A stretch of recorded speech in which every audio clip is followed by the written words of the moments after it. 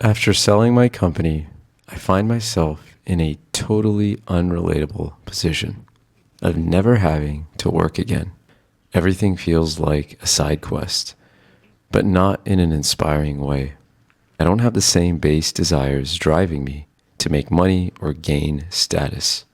I have infinite freedom, yet I don't know what to do with it. And honestly, I'm not the most optimistic about life.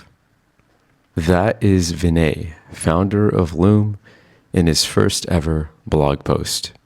I highly recommend reading the rest. It's one of those rare moments of raw vulnerability we almost never get to witness, especially from someone who, quote unquote, made it. Vinay accomplished the American dream. It's what most of us chase, and yet in his post, he shares how deeply lost he feels. Freedom, the thing we're all taught to strive for, turns out to be complicated. I don't have the same level of freedom Vinay has, but right now is the most free I've ever been. I don't have a full-time job. I spend my days mostly doing what I want to do. This is the life I've dreamed of. So why do I still feel lost at moments? Why do I have moments of emptiness, loneliness, pointlessness? I'm grateful for Vinay's post because it's helping me share something I've been quietly ashamed of. People are struggling to survive in the world. How dare I complain about freedom? But I'm not complaining. I'm just telling you honestly what I'm feeling.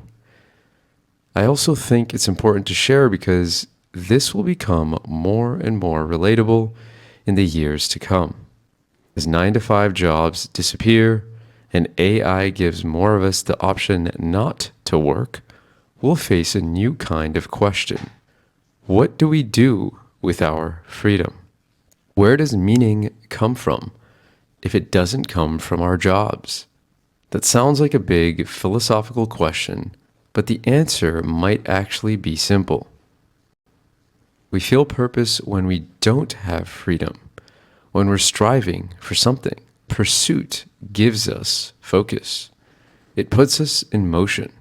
Dr. Huberman often cites the research that dopamine, fulfillment, joy, they come not from the reward, but from the pursuit. A job gives us built-in pursuit. When that's gone, we have to create the pursuit for ourselves. That's it. Simple to say, harder to do. It's a practice, a skill, a muscle. I'm not saying I know the answer, but here's what I've come to learn in my own experience. That a fulfilling life is built on two pillars. The first pillar is self-awareness.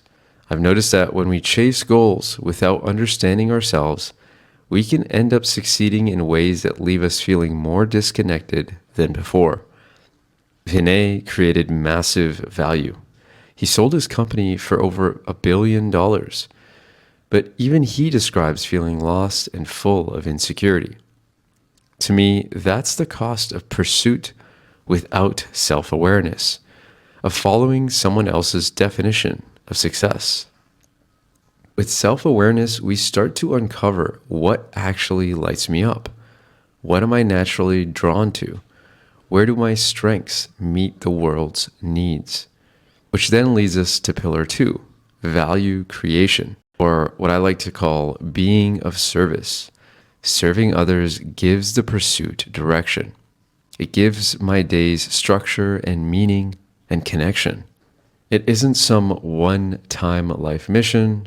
I've learned it happens in a cycle. Reflect, pursue, serve, reflect again. Life becomes a self-directed game of making meaning for ourselves. And if you're wondering, okay, but what's the point of all this pursuit? My honest answer is nothing. There is no grand conclusion, no final boss. There's just this moment, the joy of being in motion, of experiencing life as fully as we can. We're not here to solve life. We're here to experience it